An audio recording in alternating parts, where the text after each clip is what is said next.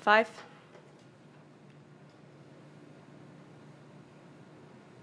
Good afternoon, and thank you for attending Police Headquarters. I'm Constable Carolyn DeClute, and I am here today to introduce Inspector Bryan Bott of Homicide. He will be providing an update on the Yonge Street tragedy.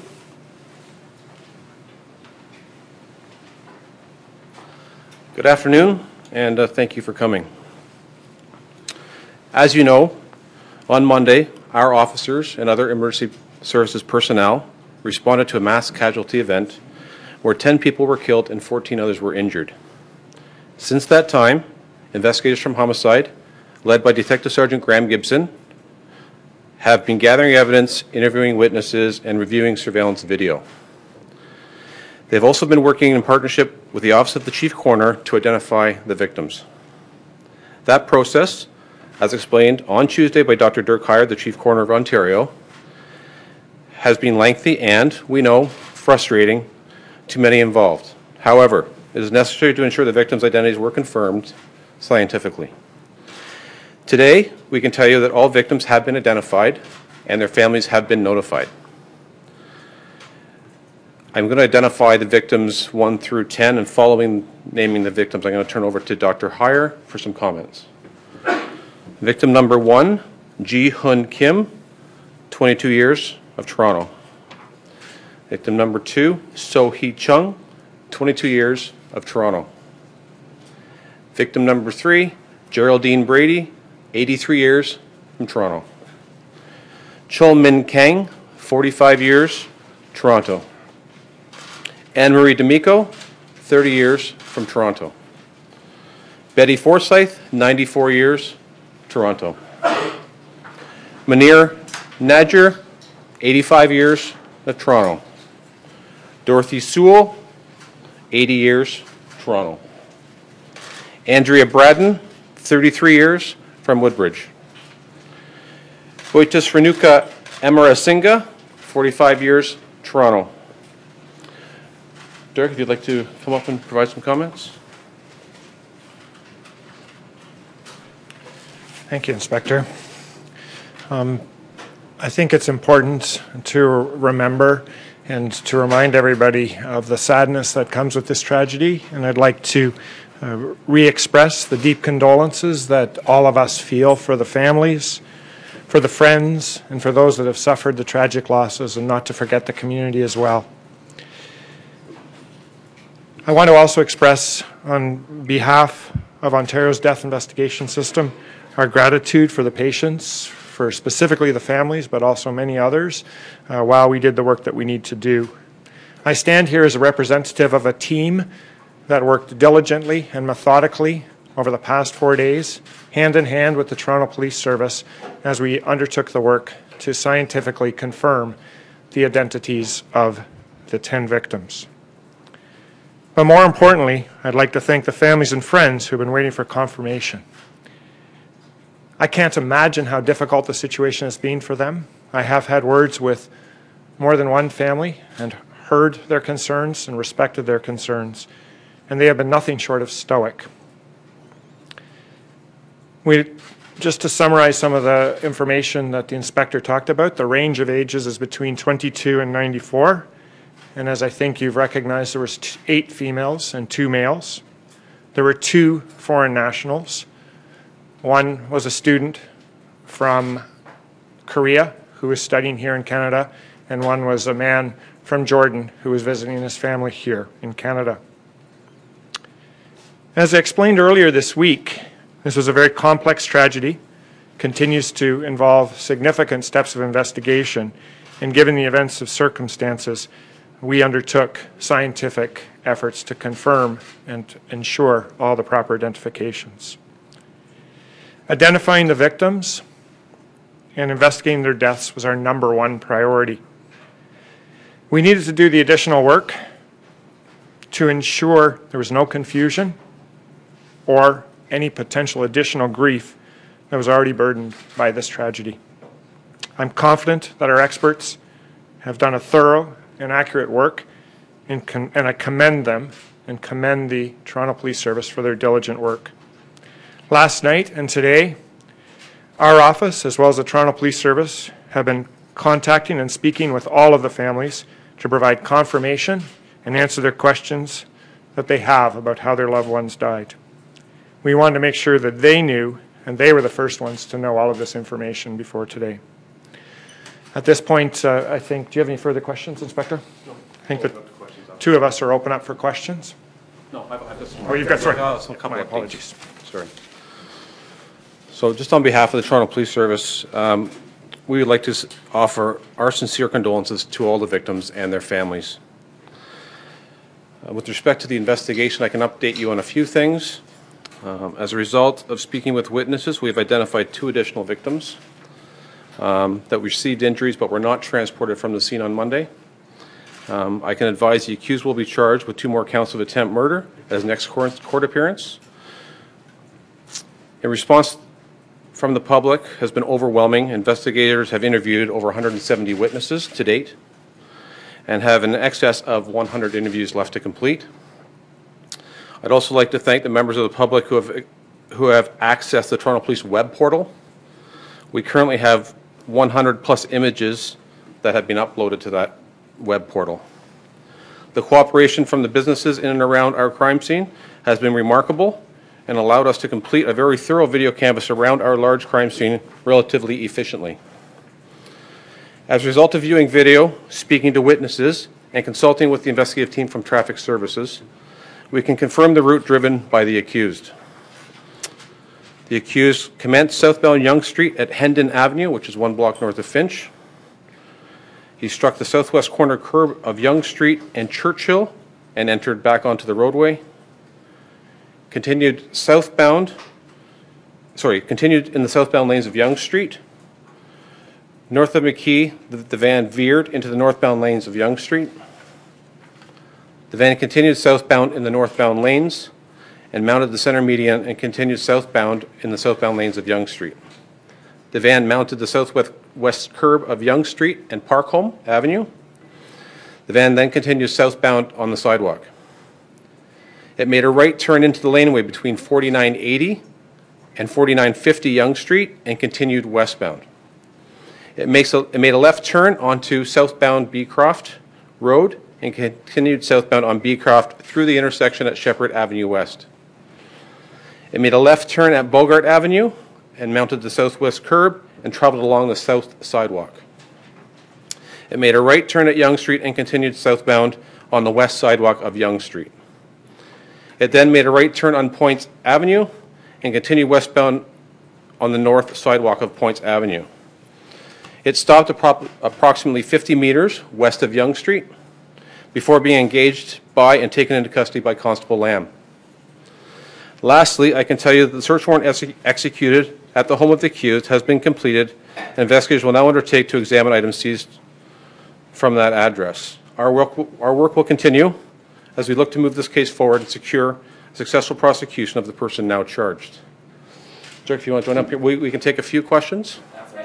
You talked about, or earlier we've heard that some of the victims who survived were in critical condition. Do you have an update on their condition, and is there any chance that the number of dead could go up? Unfortunately, I'm not a doctor. I know that some of the injured people do have significant injuries. I don't know what that means, and I don't know the prognosis. Inspector, do you have any better sense of motive here? We've got a breakdown of 8 women, 2 men died.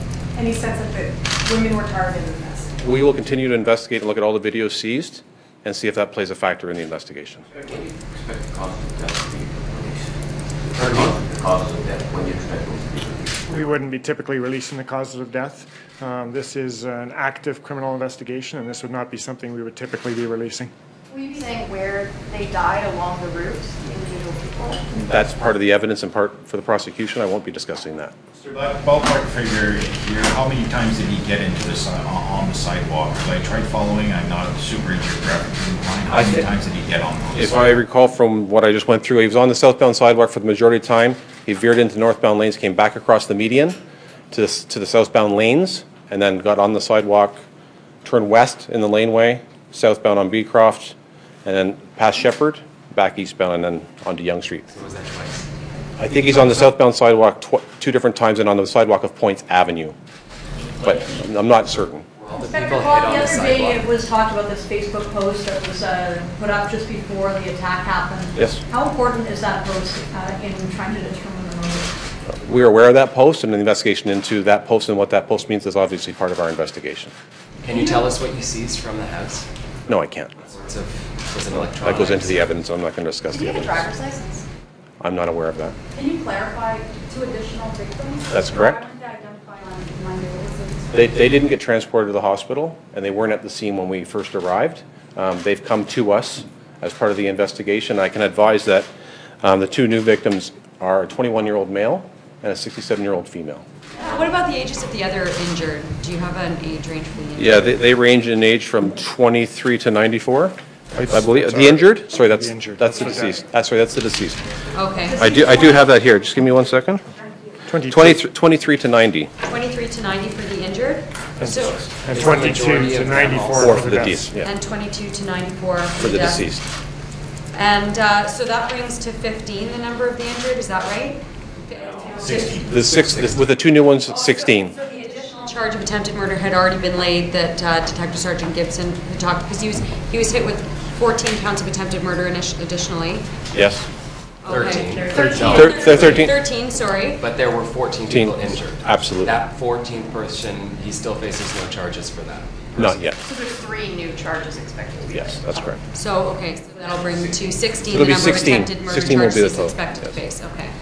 What about the speak to the steps that, the extraordinary steps, cautious steps that your office has taken to make sure that you got these identities correctly? Can you speak? Yes. Once we had an idea of who the potential deceased persons were, we reached out to obtain dental records, if at all possible, or fingerprints if they were on record. And if those were not available, then we utilized other mechanisms, which may be x-rays of the person when they were alive, or potentially DNA. All of those modalities were utilized in this. Just to get back to the path, Yes. from the minute that it first started to happen to the minute of the stop, how Yes. long was that rampage? 7 minutes. The distance-wise, I don't know. Oh, okay, because we were told originally it was 7 minutes from the 911 One call from the first 911 call to the arrest To is the 7 arrest. minutes. Yes. So do you know how long the actual... The path distance? is? I don't No, know. I mean in length of time. So the first The 911 call came fir- immediately. Yeah, the first victim is hit almost immediately at near Yonge and Finch. And all victims were on the sidewalk, is that right? That's correct. I believe one was on the roadway. Also, you said a little bit ago that there were 2 more charges expected at his next court date. For the 2 new identified victims and the one. 3. That's correct. When you said that you weren't aware of a driver's license, is it that you don't know if he has one, or you don't know? I don't know. As part of, I'm not really embedded in the investigation, so I don't know. Can you talk a little bit about the work that your investigators are going to be doing looking at his online activity? Obviously, there might be some conjecture that he was part of an online group himself. Just a little bit about the work that's going on there. Absolutely. All avenues with respect to the online investigation will be explored. Obviously, this investigation has been monitored and we're working collaboratively with the RCMP because of it. Where that investigation goes, it's too early to tell. We have a lot of evidence that we need to get through to see where that evidence takes us. How is your CMP helping in that capacity? They've been working with us since the beginning.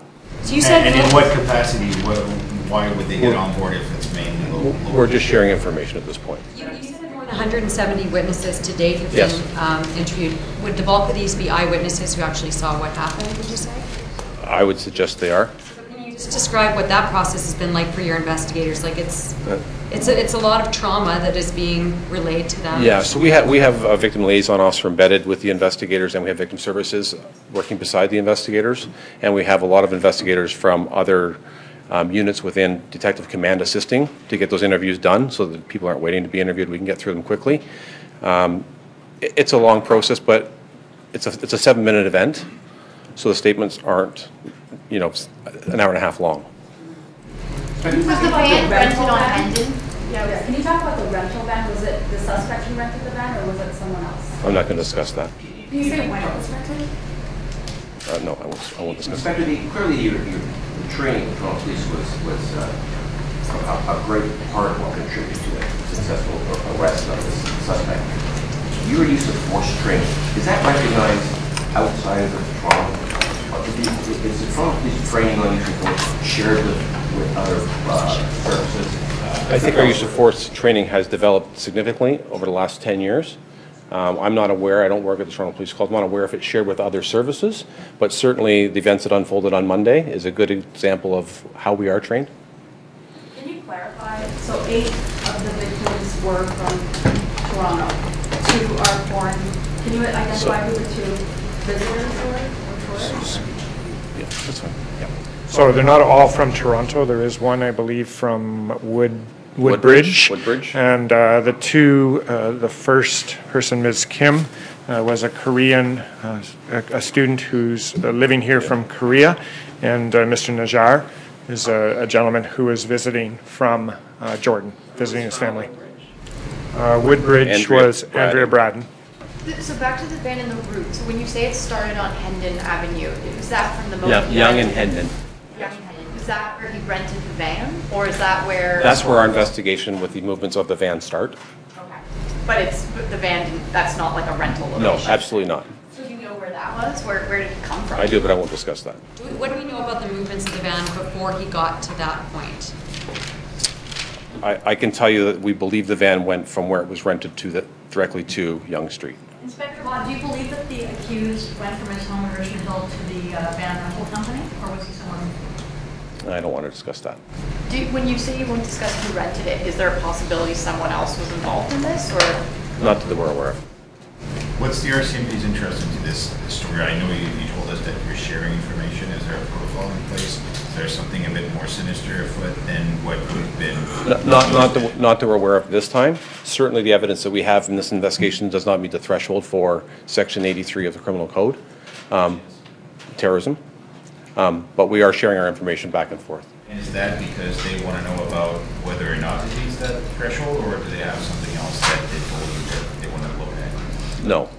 We're sharing information with them. They haven't shared information with us. So is this just a matter of covering all avenues to make sure that you can get back to a point that this is just a Toronto Police investigation or whatever it ends up being? Absolutely.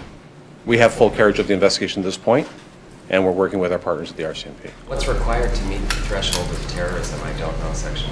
I don't know off my hand, but there's a whole bunch of specifics with respect to the terrorism section that relate to religion, ideologies, and stuff like that. And we haven't met that threshold. Chief Saunders mentioned provincial partners as well. What provincial partners are at play here? On the night of the event, we had OPP assisting us. Just with the Yes. carriage of the crime scene, just because it was such a big crime scene? That's correct. Okay, but so their involvement is essentially done at this point then, right? That's correct. We're dealing with Toronto and federal partners at this point. That's correct. Can you quantify the volume of surveillance video, dash cam video that's come forward? Like, is there any way to quantify with the number of hours? I can't give you the number of hours or the number of pieces that we have. I know that on our web portal we've had 100+ submissions on our web portal already. But with respect to the video that was seized from Yonge Street, you can imagine there's hundreds of businesses along Yonge Street. I don't know how many terabytes of information we have at this point. So how are your officers doing? They're tired, but they're doing very well. I mean, this is an event this is why we do this job. We respond, we certainly take public safety as a priority. And we've had tons of support within our command and outside our command in divisional policing and with our partners. We have all the assets that we need.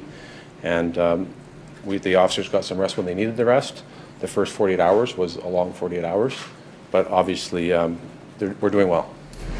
With regards to the victim identification and this horrific incident, it's just unimaginable. Can you not all talk about the families and how they feel? I haven't had direct contact with the families, but Dirk may have had more contact with the families. Maybe he can.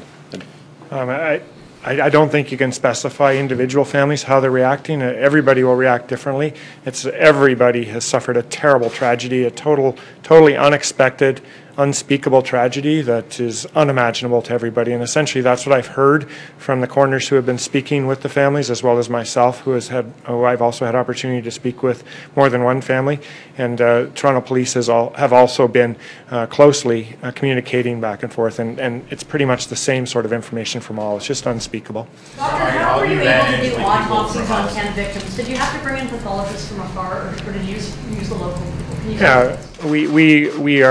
you we planned for situations such as this, and unfortunately it's occurred, and our plan was instituted, and we carefully prepared and developed a team, and people had to work longer hours than they would have worked, but we used the staff that were present in our facility, and we made careful plans and did our work within our own capacity. People were found with families that were from outside the country. Did you need interpreters? Did you need special help from the feds? How do you manage that? Yep.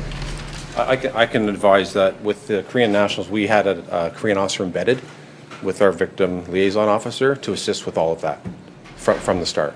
And what about the Jordanian? Jordanian, I believe the family was in the city. Yeah.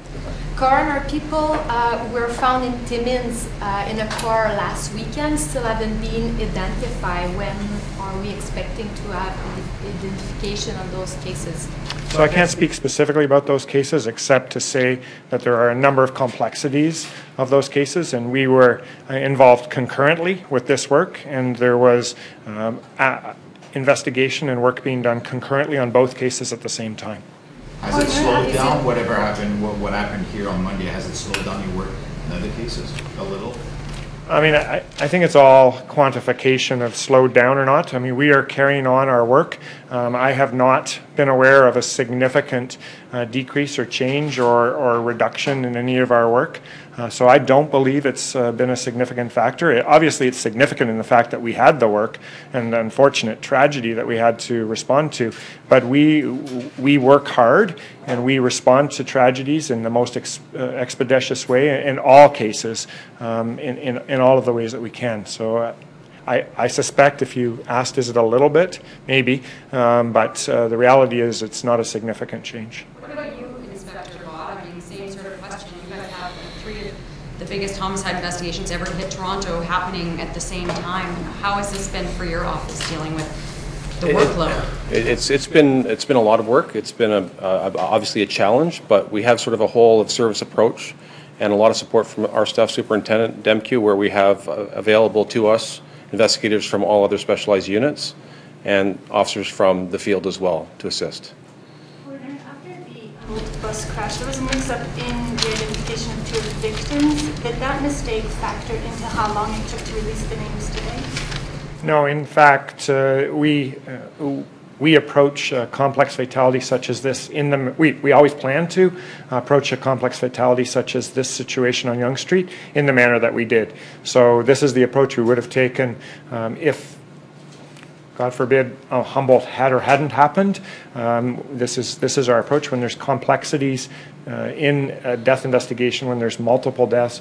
We then do invoke our plans, and our plans will involve scientific confirmation of the identification because of the fact that there's a potential for confusion given the traumatic injuries, the number of people that are alive and the number of people that are deceased, and the trauma of the whole event can lead to some confusion. So we are very cautious and careful and methodical, and recognizing it does take time. And it's always balancing off the desire, and maybe that's the wrong word, the wish for families to understand whether their loved ones were involved or not. But we're always very careful and try to provide the families as much information as quickly as we can, while yet recognizing the importance of ensuring we do the best work possible to give the best answers.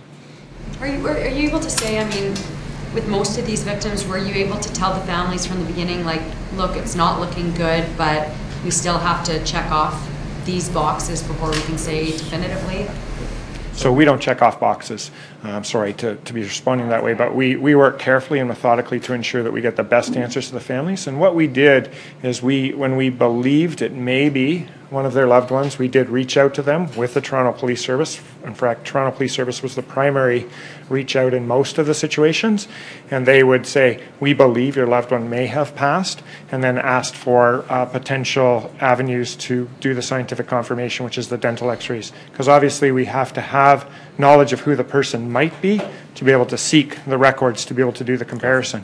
But then we let the families know what our plans were, and essentially provided a structured information sharing, clearly individualized to each person. And the Toronto Police Service and myself and the coroners that were involved specifically developed information sharing plans for the families so that everybody had an opportunity to understand what was occurring. Now that we know who these victims are, can either of you paint a picture for us, a bit of a picture of what they were doing? Were these people that were just out walking in their own neighborhood, who were on their lunch break from work? Like, have we been able to paint that sort of picture? We would have to go back and talk to the investigators and talk about what they said and what the witnesses said those people were doing. Some of the elderly people that were struck and killed may have come from an old age home that was in the vicinity. I can't confirm that. But the other people that were walking on the street, I can't comment on what they were doing there. I'm sorry, Brian's question was asked, but do you know how many of those victims survivors are still in hospital? I believe there's been two of them released. So how many still in hospital? 12. 12 still in hospital. Inspector, maybe this is not the right person, maybe you're not the right person to ask this question to, but as the senior officer in homicide, what does this case mean for Toronto Police as far as changing the way we secure our city and make it safer? Or can we prevent something like this from happening again? Or is there, what can be done? We have a plan in place for an event like this. We'd hope we never have to use it. It was mobilized on Monday, and the reaction was phenomenal. I think that we had support of uniformed personnel, investigative personnel, and things were handled very, very well. From a homicide perspective, the investigation of Monday's event obviously included the use of traffic services, which was a big portion of the investigation. So that was an assistance to us as well. But can we do something now as a result of what happened to make our city safer, to protect ourselves from this happening again? We're always looking at ways to make our city safer and come up with plans to make sure that we're safe. We're seeing more pylons, more concrete barriers going up, but at what point can you make it, have we already done something as a result? I mean, we've seen it Maple Leaf Square, for example, but what else are we going to be seeing in the weeks and months to come? I think the Toronto Police Service has several plans in place with respect to our security. What you see around major events and stuff might not be as a result of information that there's anything happening in Toronto, but it's a result of what's happening worldwide. And we've taken those steps and making those efforts to keep our people safe. Now, how would you call that plan? Is there a name for that plan? Is there a protocol of some sort? How would we call that amongst ourselves? Our plan is called the Extreme Vent Plan. Extreme Vent Plan. Yeah. And the cement barriers that were put in front of Union Station, is that part of that plan as well? No. So it's more a city-wide response than a police response? That's correct. What's your impression of, Sorry, can I interrupt? This isn't about that, this is about this investigation. I understand. Other questions can be addressed to other people. No reason. Would you know, as part of the police effort, when those barriers are going to come off? Or? I'm not aware of that. Has there been any change to the next court appearance for Manassi? And you mentioned these extra charges. Is he going to get called in earlier, or is it still that May? It's May 10th, 301 court? Yeah. Thank you very much, ladies and gentlemen. Thank you. Thank you.